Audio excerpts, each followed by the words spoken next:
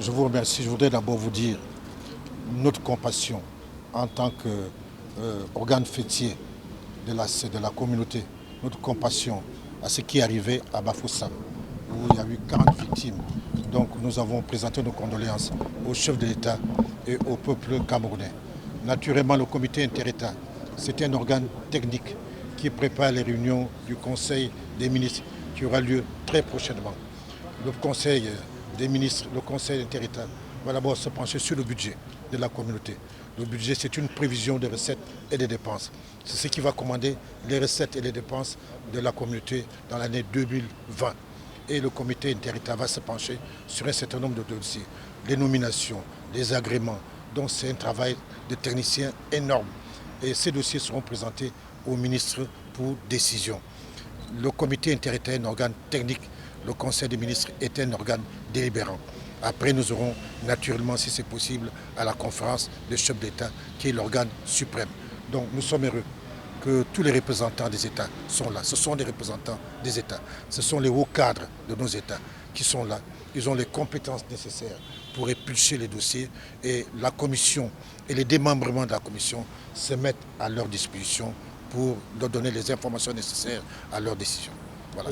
Monsieur le Président, au terme de la deuxième année de votre mandat, le bilan est plutôt positif. Si on s'en tient à votre adresse de tout à l'heure, qu'est-ce que vous pouvez dire de façon ramassée à la presse aujourd'hui concernant vos deux premières années? Dans mon pays, on ne dit pas que le sanglier ne dit pas qu'il est bon.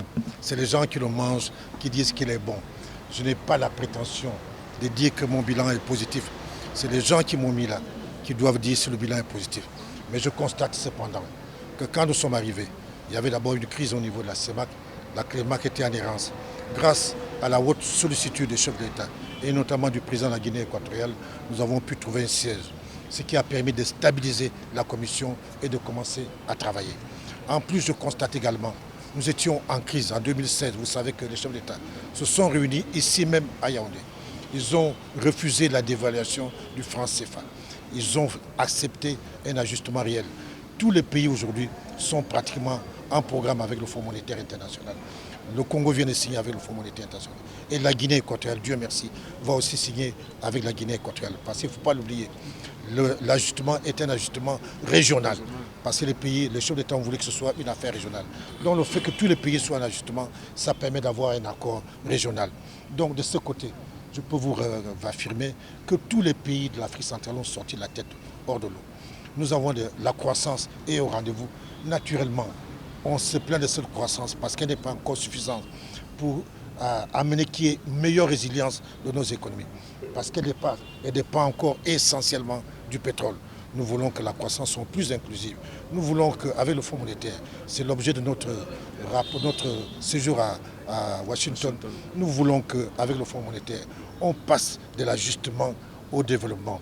Parce que on ne mange pas la croissance, on mange le développement. Donc voilà le débat sur lequel nous sommes.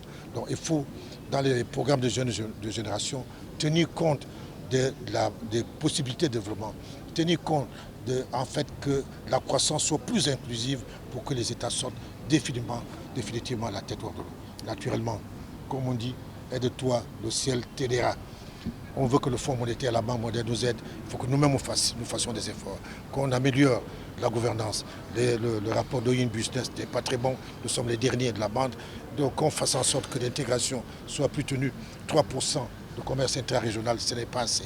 Qu'on fasse en sorte que les mange-mille qu'on trouve sur nos routes n'existent plus. Qu'on fasse en sorte qu'on améliore les infrastructures économiques et financières. Voilà le fondement sur lequel nous sommes là. Nous travaillons. Et je peux vous dire, sans trahir de secret, que les chefs d'État sont parfaitement au courant de ça. Ils ont donné une impulsion. Sans l'impulsion des chefs d'État, je ne me permettrai pas de faire le travail que je suis en train de faire aujourd'hui. Ce sera tout pour...